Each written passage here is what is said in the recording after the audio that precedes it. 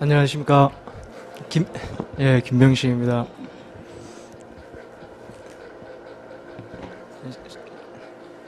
소리가, 어, 반갑습니다. 제가 지난주에 대표 기도였는데 못 나와서 마음이 굉장히 무겁고, 그 다음에 이 시간이 지나면 아마 저 오후 시간을 평안하게 보내지 않을까 생각이 듭니다. 오늘 제가 준비한 내용은 이 궁지의 공간이라고 해서 딜레마의 공간이라는 내용으로 말씀드릴 텐데요. 일전에 한번 세길교회 건축 관련해서 잠깐 보여드린 부분도 있고, 그때 제가 말씀드리고 싶은 많은 내용들이 있었는데 시간상 말씀드리지 못해서 준비해둔 게 있었어요. 한 두 달 전에 말씀 증거 요청을 받고선 준비해둔 게 있었는데 한 3주 전쯤에 제가 이렇게 얘기를 하면 이게 원고 준비한 거에 중복돼서 뭐 어떻게 될지 모르겠는데 일단 얘기를 해볼게요. 한 3주 전쯤에 제가 저기 거래하는 출판사에서 책 한 권을 선물로 받았는데, 거기 이제 모든 용서는 아름다움가 하는 책인데, 그 책의 일부를 읽고선 제가 이 준비했던 원고 내용을 완전히 바꿔버렸습니다. 그래서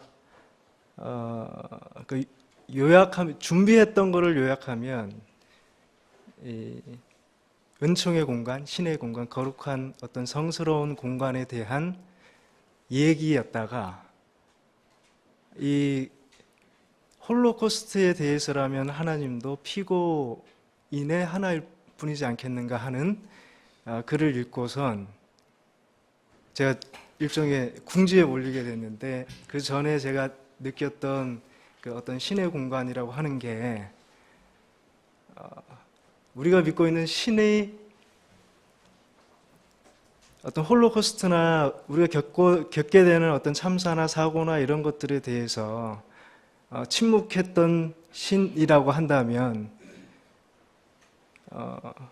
우리 유족이나 우리가 신을 믿는 우리가 비난해야 되는 대상 중에 하나가 되어야 되지 않는가 하는 생각이 들면서, 그러면 그런 신의 공간에 제가 경험했던 그런 공간감은 반쪽짜리였던 것 같고, 그런 잔혹한 잔인함의 어떤 성질을 그 공간이 갖고 있지는 않은가, 이런 약간 딜레마의 공간에 빠져서 오늘 그 내용을 좀 나누고 싶어서 준비를 했습니다.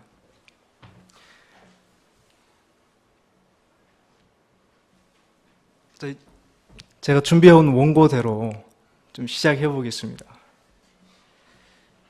제가 오늘 누군가를 대신해서 누군가는 한 차례 시간을 벌 수 있는 작은 십자가를 졌는데요. 이런 작은 공동체에서 시키는 대로 해야 한다라는 게 미덕이다라고 하신 우리 김용덕 선생님 말씀이 생각나고요. 그 다음에 제가 2003년도에 겨울계에 나오기 시작했는데, 처음 뵀던 이명섭 쌤도 생각나고, 당시 어울렸던 연구역 식구들, 이제는 나오지 않으시는 분들도 많죠. 그리고 돌아가신 분들도 많고, 계절 탓인지 이런 분들이 굉장히 많이 보고 싶고요. 2003년 말 겨울께 나오기 시작했으니까 제 인생의 3분의 1 정도를 세길교회하고 관계하고 있는데요. 물론 그 사이에 많이 나오지는 않았지만 점점 더 보고 싶은 사람들이 이제 생길 것 같습니다. 이런 생각들이 들면 이제 옆에서 예배를 드리거나 함께 식사하거나 구역에서 보는 분들과 좀 더 살갑게 대하고 마주하고 따뜻하게 얘기하고 해야겠다는 생각을 많이 하게 되는데 생각처럼 잘 안 되고 그렇습니다. 최근에 큰 삶의 변화가 하나 생겼는데 올해 가장 과부하 걸린 일상을 살고 있는데요. 몇 분은 예상하겠지만 제가 이번 생에는 틀렸다고 한 어떤 사랑하는 사람을 만나서 결혼할 것 같습니다. 이것 때문에 여러 가지로 여러 변수들도 많이 생기고 소화하지 못하는 일들도 지난주에 기도도 전혀 무관하다라고 할 수는 없을 것 같고요. 네, 그런 와중에 가장 제가 아쉬운 걸로 꼽으면 올해 3.1 운동 그리고 임정 100주년 기념해서 다크 투어리즘을 넘어 희망의 공간이라고 하는 주제로 책을 한 권 출판사랑 기획을 했었었는데 요게 이제 내년으로 미뤄졌고요.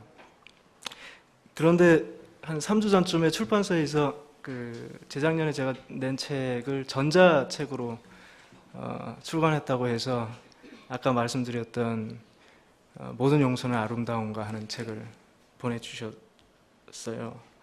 그래서 그 책의 일부가 오늘 주요 말씀 내용일 텐데요. 그게 제가 준비했던 내용을 완전히 바꿔버렸고 완전히 틀을 바꿔버렸습니다. 그래서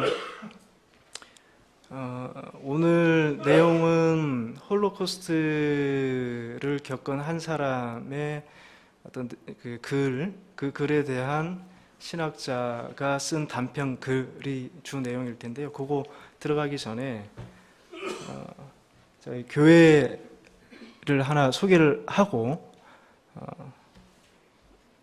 본문으로 들어가도록 하겠습니다. 이 교회 내부는 밀라노에 있는 산 제롤라모 에밀리안이라고 하는 교회입니다. 한 1962년도에 지어졌고요. 당시만 해도 교회 건물은 굉장히 잘된 건물로 보이지만 지금 감각으로 보면 좀 투박한 그런 게 있죠.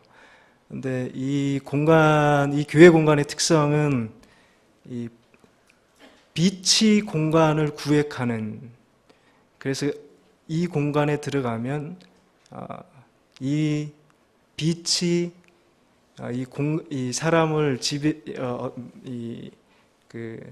어떤 그 공간감을 지배할 수 있게끔 딱 만들어버리는, 그래서 들어가는 순간 그런 공간감을 느끼게 하는 교회인데요. 현재 사진에서는 명확하게 나오지는 않는데 여기 제단을 향해 이렇게 보게 되면 이쪽에 그 빛을 통해서 굉장히 검소한 내피의 공간을 느낄 수 있는데 반해서 이 제단 쪽에서 이제 반대 방향으로 보게 되면 이제 빛이 이제 또 다르게 느껴지죠. 그리고 양측에 채플이 있는데 이 공간은 밖에서는 이렇게 보이는데 안에서는 또 다르게 보입니다. 그래서 공간 안에 들어가기를 자연스럽게 사람을 이끌는과 동시에 그게 들어가게 되면 마치 내가 미화해서 공간을 설명하지 않더라도 내가 그 안에 있다라고 하는 걸 느끼게 되는 공간입니다. 제가 좀 전에 보여드렸던 공간이 이 채플 공간이 푸르게 나타난 공간이 이 두 개 공간이고요. 좀 이따가 보여드릴 여기에 조그마한 공간이 있는데 지난번에 제가 한번 보여드렸을 거예요. 이 공간입니다. 기억하실지 모르겠는데 지난번에도 한번 지금 이 화질이 명확하지는 않지만 괜찮습니다. 여기 굉장히 이 절제되어 있는 이 공간인데 그 빛이 그 붉은 유리 블록을 통해서 이 공간이 어떠한 공간이라고 정의해주고 있어요. 이거는 제가 굳이 설명하지 않더라도 여러분이 느낄 수 있을 것 같고, 그리고 마지막으로 이 공간은 제가 여기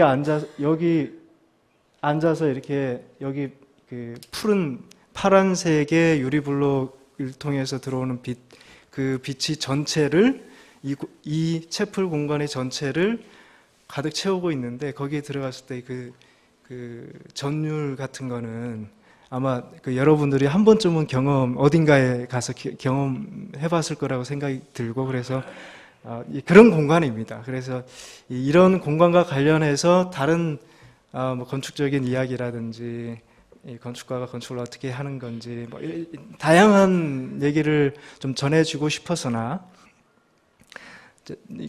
좀 그건 걷어내고요. 오늘 주제에 맞게 요러한 공간이 있다라는 걸 일단은 한번 기억해 주시고, 제가 그 출판사로부터 받은 책으로 갔다가 다시 한번 이쪽으로 나오도록 할게요. 물론 그 사이에 성서로도 갈 겁니다. 홀로코스트 생존자 시몬 비젠탈이 쓴 모든 용서는 아름다운가 하는 책인데, 여기에 아까도 말씀드렸지, 제가 생각하지 못한 내용이 있어서 이게 저로서는 굉장히 공공에 처했고, 이 지점에 대해서 여러분하고 생각을 좀 나누고 싶어서 이 준비를 해왔습니다. 그래서 일단 비젠탈의 글을 좀 소개하고, 그 글에 대해서 다른 분이 쓴 글을 제가 좀 길긴 한데 좀 소개를 해드리고, 그리고 교회 이쪽 공간으로 다시 오도록 하겠습니다. 자, 우선은 그 성서 말씀을 일단 조금 보고 들어가도록 하겠습니다. 처음에 하느님께서 하늘과 땅을 창조하시니라. 땅은 형태가 없고 비어 있으며 어둠은 깊은 표면 위에 있고 하나님의 영은 물들의 표면 위에 움직이시니라. 그러니까 아직 빛이나 땅의 형체나 물덩이를 만들거나 나누거나 하지 않은 상태에서 신이 온 세상 우주를 만들었는데, 아직 그 형태가 없이 땅이고 물이고 뒤죽박죽 섞여 있는 그 가운데 신의 영이 감돌고 있다라고 이 부분을 해석할 수 있을 것 같아요. 제가 여기서 이 문구만 가지고 형태지각 이론이라든지 아니면 물리학적으로 해석을 할 수도 있는데, 이게 너무 짧은 내용이고, 그리고 오늘 주제하고 좀 달라서 그냥 넘어가고요. 제가 보기에 조금 이제 첨언한다면, 제가 보기에 땅이 될 만한 고체 상태의 물질들이 형체가 없이 기체 상태의 물질들과 뒤섞여서 알아볼 수 없는 상태다 정도로 이해할 수 있을 것 같고, 물론 아직 하나님이 빛을 만들지 않았기에 어둠이 땅을 지배하고 있어서 형태가 있어도 볼 수 없는 것일 거고요. 하나님의 영, 곧 하나님이 수면 위에 움직이신다는 것도, 물이라는 것이 이때까지 나중에 하나님이 물 이렇게 가르고 뭐 궁창 사이 이렇게 하는데, 그 전 단계이기 때문에 문자 그대로 막 뒤엉켜 있는 상태에서 하나님의 영이 이 전체에 감돌고 있다, 하나님의 기운이 감돌고 있다라고 볼 수 있을 것 같아요.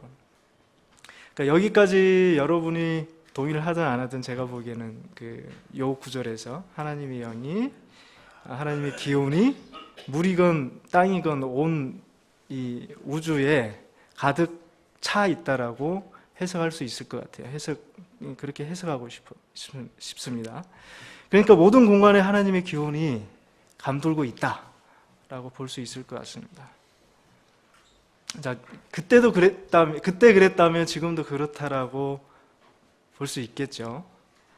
자, 여기까지 공간과 신의 관계를 말씀드리고, 그리고 잠깐 건축에 대해서 말씀드리면, 건축은 시대마다 다르게 정의될 수 있는데, 어떤 시대에도 결코 변하지 않는 의미로 보자면, 언어가 우리 마음이나 정신, 생각을 담는 그릇이라고 하면, 집은 우리 삶을 담는 공간인데, 이 공간을 짓는 것이 건축이라고 할 수 있습니다. 그러니까 여기서 핵심적인 단어를 몇 개 골라내면 삶, 공간, 집이 될 텐데요.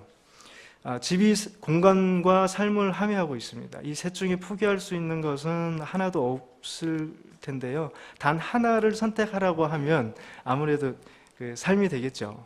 그 두 물질의 형태, 공간과 집이 주어지더라도 생명이 없으면 무의미할 테니까요. 그래서 지금 하느님이 생명의 선결 조건을 갖추려고 곧 천지를 만들고 땅과 바다를 만들어서 생명이 거할 수 있는 집을 만들고 있는 초기 단계인 것이죠. 제가 여기서 세 단어 중에 공간에 집착하고 싶은데 오늘 핵심 주제라서요. 집과 삶은 건너뛰기로 하고요. 집은 건축의 분명한 목적의 형태고 삶은 이를 통해 인간의 영위하는 일상인 것으로 가늠하고 넘어가겠습니다. 자, 기억할 것은 건축은 집을 통해 삶의 공간을 만드는 것이다입니다. 온 우주에는 말할 것도 없고 여기에 하나님의 기운이 존재한다는 것이죠. 그러니까 이것을 직관적으로 인지할 수 있는 것이 아까 예를 들었던 우리 교회 건물이 될 겁니다. 근데 이전에는 오직 신의 집, 신전이 건축으로 불렸어요. 오직 그 신전만이, 신이 거할 수 있는 집만이 건축이라고 불렸는데요. 그리스 신전도 신의 집이고 로마 교회들도 신의 집인 것이죠. 근데 여기 가면 굳이 뭐 어원학적으로 이탈리아 도우모가 돔에서 왔고 돔이 도무스에서 왔는데 도무스라고 하는 게 집이라라고 이런 어원학적 설명이나 이런 것 다 필요 없이 그냥 교회 공간에 가게 되면 직관적으로 느끼게 되는 것이죠. 자, 이런 효과를 극대화시키는 것을 많은 교회 건축이 지향해 왔습니다. 그 중에 하나가 제가 설명드렸던 공간이고요. 제가 굉장히 부러워하는 공간이고 이곳에 들어가면 어떤 신의 은총, 신비스러움, 어떤 경건하고 거룩함, 경의, 경외감 막 이런 오묘한 공간감을 느끼게 됩니다. 세길교회가 공간을 가지고 있지 않은 것에 대한 아쉬움은 저뿐만 아니고 다 가지고 있을 텐데요. 이런 공간이 있었으면 언제든 또 가서 신의 따뜻한 공간을 느낄 수 있고 사랑의 공간을 느낄 수 있고 그럴 텐데 잘 참으시고 계신 것 같습니다. 자, 여기서 화제를 바꿔서요. 다시 공간으로 돌아와 보겠습니다. 기억해 둘 것은 건축의 핵심은 이제 공간을 만드는 데 있고 모든 공간에는 신의 영이 신의 기운이 감돌고 있다. 이 공간으로 가득 차 있다. 이제 그 직관적으로 경험할 수 있는 공간이 교회 건축이다로 이제 기억을 한번 해두시고요. 이제 가장 중요한 본문으로 제가 준비해온 그 시몬 비젠탈이 쓴 책 그리고 거기에 대한 여러 전문가들이 단편으로 적은 글을 모은 책에 들어가도록 하겠습니다. 이 책에는 이런 내용이 있는데요. 모든 용서는 아름다운가? 용서라는 말은 언제나 우리에게 감동을 선사한다. 단순한 개인이 아닌 역사적 사건의 피해자가 용서를 말할 때는 더욱 그렇다. 용서하는 일을 두려워하지 마십시오. 그러나 과연 모든 용서는 아름다운 것일까? 가해자의 참여가 없더라도? 만약 가해자가 참여하면 당연히 용서해야 하는가? 한 개인이 다른 피해자들의 동의 없이 가해자를 용서할 수 있는가? 1940년대 초 폴란드의 유대인 강제 수용소, 그날도 평소처럼 노역장에 끌려가 일을 하고 있었다. 당신 유대인이죠? 한 간호사가 내게 묻더니 나를 건물 안으로 데려갔다. 어두운 방 안에는 죽어가는 환자 한 명이 온몸에 붕대를 감싼 채 누워 있었다. 그가 말했다. 저는 나치 SS 대원이었습니다. 저는 유대인 수백 명을 집에 가두고 불태웠습니다. 뛰쳐나오는 사람에겐 총을 난사했죠. 오 하나님, 나는 씻지 못할 죄를 지었습니다. 하지만 저는 곧 죽습니다. 그러니 제발 저를 용서해 주시겠습니까? 유대인은 고뇌에 휩싸인다. 나치는 내 어머니와 일가 친척 89명을 죽였어. 하나님조차 놈들을 용서하지 않을 거야. 하지만 그는 지금 죽어가고 있고 과거를 뉘우치고 있어. 나는 그에게 최후의 자비를 베풀 수 있는 유일한 인간이야. 용서해야 할 많은 이유들, 그리고 용서할 수 없는 많은 이유들. 참회에는 마땅히 용서로 화답해야 하지 않을까? 하지만 내가 무슨 권리로? 이미 죽은 수백만 동포들은 내게 용서의 권한을 준 적이 없는데. 죽어가는 나치와 비극적으로 만나게 되는 이 유대인은 훗날 아이힌만을 비롯한 1100여 명의 전범들을 추적하여 심판대에 세운 홀로코스트 생존자인 시몬 비젠탈입니다. 이 책 시몬 비젠탈의 생존기에 대해서 유대교 신학자 다트머스 칼리지 종교학 명예교수였던 아스 허츠버그가 쓴 단편글을 소개하겠습니다. 그 죽어가는 군인의 개인사를 살펴보면 그의 죄는 줄어들기는커녕 오히려 커지기만 한다. 그가 나치가 된 것은 결코 불가피한 선택이 아니었다. 왜냐하면 그의 어머니는 경건한 카톨릭 교도였고 또한 그의 아버지는 히틀러와 그 추종자들에 대한 반대 의견을 서슴지 않고 말하던 사람이었기 때문이다. 그가 히틀러 소년단에 들어가기로 결심했을 때 그의 어머니보다는 아버지가 더욱 완강히 반대했다. 당시 14살이었던 그는 아버지의 반대에도 막무가내였고 이후에는 더욱 도전적으로 바뀌어 SS에 입대하였다. 그러다가 임종의 순간이 돼서야 자기 부모에게 배운 것은 이게 아니었다는 걸 깨닫는다. 그는 일부 확고한 나치들과는 달리 유럽 내의 유대인을 완전히 몰살해버리기 위해서라면 무덤 속에라도 기꺼이 들어가겠다고 자신하지는 못했다. 하지만 자기가 합류하려는 살인자들이 결국 성공하리라고 확신하자 그는 기꺼이 악행을 선택했다. 사실 나치 정권은 마음이 약한 병사들에게는 다른 임무를 부여하도록 허락해왔다. 심리적 충격이 그토록 컸다면 자기 손으로 그런 범죄를 저지른 일은 마땅히 피했어야 하지만 그는 결국 무고한 사람들을 자기 손으로 죽이고 만다. 설령 인종적으로 열등한 자들을 모두 없애버려야 한다는 주장에 확신을 갖고 있지는 않았더라도 그는 인간이 아닌 존재를 죽임으로써 당시 승승장구하던 나치 정권 하에서 뭔가 특별한 혜택을 얻으려는 생각을 했던 것이다. 그 군인의 침대 곁에 앉아있던 긴장된 순간 시몬 비젠탈은 탈무드에 나오는 다음과 같은 이야기를 미처 기억하지 못했던 모양이다. 누군가가 나에게 다른 사람을 죽이라고 명령하고 그렇지 않으면 오히려 나를 죽이겠다고 협박한다 하더라도 그런 상황에서 내가 한 살인은 결코 정당화될 수 없다는 이야기 말이다. 탈무드는 이에 대해 다음과 같이 해설하고 있다. 어찌 너의 피가 남의 피보다 더 귀중하다고 하겠느냐? 그 죽어가는 SS 대원은 인종주의적 살인자가 되거나 직업적 도살자가 되기보다는 차라리 자기 목숨을 잃는 편을 택했어야 한다. 그러나 그는 유대인 한 명, 어느 누구라도 좋으니 유대인을 자기 침대 곁으로 데려오게 함으로써 희생자와는 물론이고 나아가 하나님과의 평화까지 도모했다. 비젠탈은 침묵했고 그의 행동은 옳은 것이었다. 그 SS 대원이 참여했던 범죄는 인간은 물론이고 심지어 하나님의 용서를 받을 수 있는 한계조차도 넘어서는 것이었다. 왜냐하면 하나님은 이 범죄에 있어 오히려 피고인 가운데 하나이기 때문이다. 창세기에 기록된 바에 의하면 하나님이 소돔과 고모라의 악을 보시고 그곳을 멸망시키려 작정하셨을 때 아브라함은 이렇게 항변한다. 하나님께서는 악한 자들 중에 있는 의로운 자들도 모두 죽일 셈입니까? 주께서 이같이 하사 의인을 악인과 함께 죽이심은 부당하오니 의인과 악인을 같이 하심도 부당하니이다. 세상을 심판하시는 이가 정의를 행하실 것이 아니니까.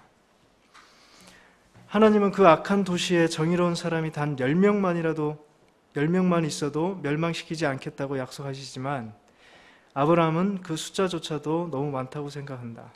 아브라함과의 대화 속에서 온 땅의 심판관이신 하나님께서는 오히려 당신조차도 반드시 정의롭게 행동해야 한다는 사실을 인정하신다. 하나님은 당신의 악한 자와 정의로운 자를 한꺼번에 멸망시킬 수 없다는 전제를 받아들이신다. 지금 이 시대에도 우리는 아브라함과 같은 질문을 던져보아야 한다. 홀로코스트의 희생자 가운데는 수많은 정의롭고 경건한 사람들뿐만 아니라 미처 죄를 알지 못했던 아이들도 100만 명이나 포함되어 있지 않았느냐고 말이다. 창세기에 나오는 논쟁을 보면 아브라함은 결코 하나님이 그런 잔혹한 행동을 하도록 내버려 둘 수 없었다. 어쩌면 하나님은 욥에게 한 다음과 같은 말로 스스로를 변호했을지 모른다. 하나님의 계획은 인간의 이해를 뛰어넘는다고 말이다. 자신의 아버는 악행을 저지르지 않았음에도 불구하고 이러한 불행을 겪는다며 욥이 원망하자 하나님은 그 앞에 나타나 절대자의 능력이 얼마나 심오한지 펼쳐 보인다. 그러자 욥은 인간이 하나님 앞에서 감히 자신의 정의를 주장할 수 없는 사실을 깨닫고 입을 다물게 된다. 하지만 그렇다고 해서 나치조차도 우리로선 감히 측정할 수 없는 목적을 위해 만들어진 하나님의 도구였다는 식의 지나친 확대 해석은 결코 받아들일 수 없다. 하나님이시라면 당신이 원하시는 일을 이루기 위해 그토록 많은 수의 사람을 죽일 필요조차도 없었을 것이다. 과연 어느 누가 감히 나치와 그 동조자들을 홀로코스트 와중에서도 숨어서 침묵하고 계셨던 하나님의 이름으로 용서할 수 있을까? 한때 카톨릭 신자였던 그 SS 대원은 아마도 자기가 했던 몇 마디 회개의 말로 하나님으로부터 용서받을 수 있으리라 생각했던 모양이다. 어쨌든 비젠탈이 나간 뒤에 그는 또다시 신부를 불러 종부성사를 받고 하나님의 용서를 확신하며 죽었을지도 모른다. 하지만 홀로코스트를 허락했던 하나님이라면 결코 그런 살인을 저질렀던 괴물들을 용서할 만한 자격이 있다고는 할 수 없다. 어째서 인간은 그리고 하나님은 그토록 끔찍한 실수를 저질렀던 것일까? 침묵한 채 그 SS 대원의 침대 곁을 떠난 시몬 비젠탈과 마찬가지로 우리 또한 이 문제 앞에서 침묵할 수밖에 없을 것이다. 이 글을 읽고 난 후에 여러분들은 어떤 생각이 드시나요? 제가 이 글을 읽고서는 피고 중 하나가 맞다고 생각이 들었습니다. 하나님이. 적어도 저는 그렇게 생각을 했고 지금도 그렇게 생각하고 있습니다. 그러니까 일본의 강제징용, 일본군 성노예, 6.25, 5.18, 용산, 세월호 등 우리 사이 수없이 많은 희생자를 낳은 사건들에서 하나님이 자유롭다고 저는 생각지 않습니다. 그들의 유가족이 이웃인 우리가 원망하고 따져 물어야 할 대상이 하나님이고 하나님이 결코 이 대상에 제어될 수 없다라고 생각이 듭니다. 자, 다시 이 교회 공간으로 돌아와서 최근 이전에 제가 느꼈던 이 교회 공간에서 느꼈던 그 공간감이라고 하는 것이 반쪽짜리였지 않는가. 신의 온기로 가득 찬 은총의 공간으로만 느꼈던 이 공간이 모골이 송연한 공간이자 피고의 공간으로 느껴졌어야 했던 것은 아닌가라고 생각이 듭니다. 그런 잔혹한 일들에 침묵했던 신을 숭배하고 있는 우리는 이 공간에서 여기에 계신 모든 분은 어떻게 생각하시는지 대단히 궁금하고 저처럼 이 궁지에 빠지지는 않았는지 궁금합니다. 이 딜레마의 공간에서 벗어나고 싶은데 방법이 잘 떠오르지 않습니다. 그러니까 이럴 때 우리는 무엇을 해야 할까요? 이게 오늘 제가 준비한 내용이고요. 해답을 가지고 계시면 나눠주시면 좋겠습니다. 자, 기도드리겠습니다. 사랑의 하나님, 진정 하나님은 사랑이십니까? 무수한 생명을 앗아간 정령 공의의 신이십니까? 그 생명 중에는 불의한 것만 있다 할 수 있습니까? 노아 홍수 때도 출애굽 때도 무수한 전쟁에서 여전히 억울한 죽음이 발생하는 우리 시대 사건 사고에서도 죄가 뭔지조차 모르는 수많은 생명이 도처에 죽어가고 있지 않습니까? 그들과 함께 신도 거기서 슬퍼하고 괴로워하며 눈물 흘리고 있었다는 인간적 해석은 그 큰 슬픔들에 비해 지나치게 무책임하고 나약하며 비급한 해석이고, 그렇다면 무능한 신이지 않습니까? 우리가 믿고 있는 것은 병들어 죽어가는 환자를 구하고, 돌 맞아 죽을 뻔한 여인을 구하며, 쓰러져 죽어가는 이웃을 구하는, 정의도 범죄도 공의와도 거리가 먼 한 생명을 소중히 여기며 만인의 구원을 위해 목숨을 버리신 그런 신이지 않습니까? 어찌하여 글로는 만날 수 있는데 현실에서는 만날 수 없습니까? 오늘 제가 처한 궁지에서 벗어나려는 저희 강구가 누군가에게는 이미 있는 해답이라면 그들을 통해 깨닫게 하시고, 신비스러운 신의 세계, 온 우주의 총합인 신의 물질 세계 중 작은 인간계를 이해하는 지평의 한계를 넓혀 주시옵소서.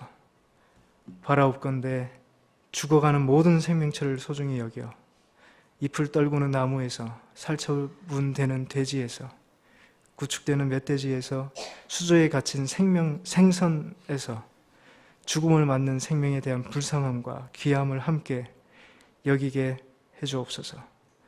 예수님의 이름으로 기도드립니다.